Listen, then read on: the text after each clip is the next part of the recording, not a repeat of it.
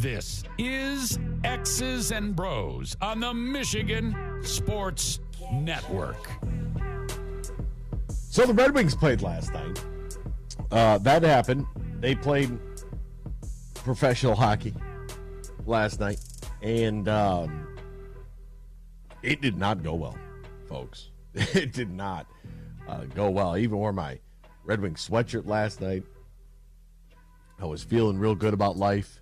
I said, all right, this is the beginning of the 4-game winning streak, and I'm already getting fire the coach tweets, which is just, hey, here we go. That's what happens. So the Red Wings, they go on the road yesterday. They're taking on the Buffalo Sabres. It is 1-0 in the blink of an eye. Next thing you know, it's 4-1 at the end of the first period. Can't get a bounce, couple off the pipes, and that's just the way the cookie crumbles. You know, if instead of those go off the post, you get a little puck luck and those go in, momentum swings a little bit, but they didn't. They did not. And Ben Sherratt and Jeff Petrie, both a -4 in this game on the back end. Daniel Sprong was a -4 as well from the forward position. Christian Fischer was a -3. Berggren was a -2. But when you have a pair of defensemen that are a -4, I mean, my God, like that's just not going to do it. So you can yell at you can yell and scream and now question whether Derek Lalonde is the right guy. I mean, that's just a week ago or 2 weeks ago. They were winning 6 straight. Everybody's excited. Right? And then next thing you know, they lose. They get on this losing streak, which has gotten progressively worse. And now all of a sudden people are questioning the coach. I just find that incredible. They're 33, 26-6 now. Losers of 6 in a row. One of the worst losing streaks we've had in quite some time. Completely wipes out that 6-game winning streak. And with 72 points and a loss to Buffalo, who's only 5 points behind Detroit right now after the win, the Red Wings find themselves in some serious trouble. Serious trouble. And I was so excited. Man, I was so excited about where this team was at, where they were going. And, now 5th in the Atlantic.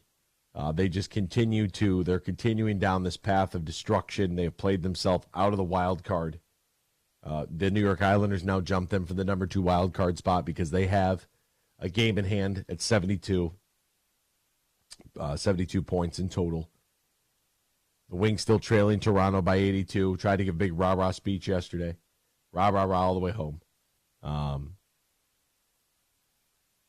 A 6-game losing streak, just to be able to put it in perspective for you, is the worst run in the league right now. It's worse than what San Jose's done. I mean, the Blackhawks, they've been eliminated from the playoffs, and they've at least won 2 in a row. Pittsburgh's lost 4 in a row. That's the next closest team in the entire league. This is...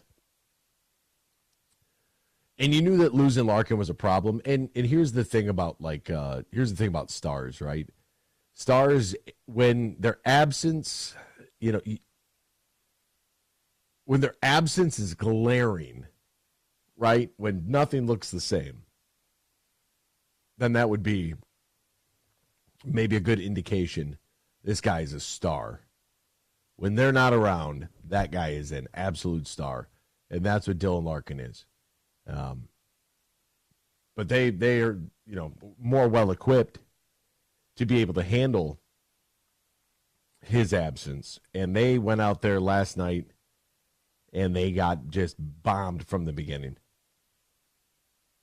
And you're down 4-1 at the end of the first period. It's a wrap. You know that. You know that. I know that. We all know that. We don't have to play around and act like, oh, they're going to come back. Like, even if they came back, that's just that.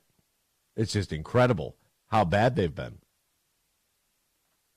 Players got to play, right? That's why, when it comes to when it comes to people already, questioning the loan and what's going on there, I mean, if Alex Lyon gives up 4 goals in 15 minutes, what are you going to do?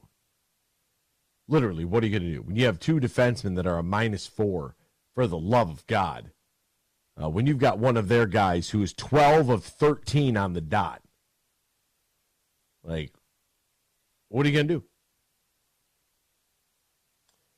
Good for Lucas Raymond, picking up his 18th of the season on the power play from Fabry and Kane. Jake Wallman got one there in the third. His 12th. Ben Sherrod had scored from Raymond, his 35th assist, and Jonathan Berggren, his 4th, but it's just, it's bad. It's real bad right now. And this was a stretch of games where I felt like you got to win. And, some people are upset, and I would consider myself, I'm somewhat upset here too, as they now have a season series of a 1-1 tie with Buffalo. They're going to play the Sabres again coming up in 3 days and close things down against Buffalo. The next 2 are at home on March 13th and then on April 7th. There's still time. Arizona, though, I mean, I don't have any faith they're going to beat Arizona because, I mean, why would I? They just lost to Arizona, at Arizona, in which they got jumped early. You got Arizona, Buffalo at home, and Pittsburgh on the road. Maybe you could salvage this week if you could take the next 3, but I just talked about, you got to win all 4, and they didn't do that. So, I don't know, man. I don't know what the answer is. It can't just be because Dylan Larkin went down that this entire team forgot how to play hockey. But there's got to be a solution. And it's really, the mob is fickle, right? That's what they said in Gladiator. It's really showing itself with the response to this 6-game slide. Am I disappointed? Yeah. Is it upsetting? Of course it is. Do I want this team to make the playoffs? Yes. Do I openly cheer and root for them? Yes. Am I disappointed? Yes. Like there 2 things can be true at the same time. And, am I going to blame the coach for this? No. Because nobody was blaming the coach when it was a 6-game winning streak. Nobody wanted him fired. You know what I mean? So there's that aspect of it too. But you can't have a pair of defensemen that are -4 in the same game and expect that those guys, -4 each, and expect that you're going to win a hockey game like that. Like, I don't know if there was a great solution at the trade deadline for that. Steve Yzerman seems to be very confident in the young guys that they have in Grand Rapids. That's why you saw Berger get called up. Maybe we'll see Edvinsson too. And I'm okay with that. And it cannot be, look, 0-6 since you added the garbage patch. That's what it is. I didn't like it to begin with because it's a garbage company. It could have been anything else. I don't like the position of the ad, where it's at on the sweater. I don't like the fact that it's a garbage company because I think the jokes write themselves. I think you got to be a little bit more in tune with what's going on in the audience of the American public.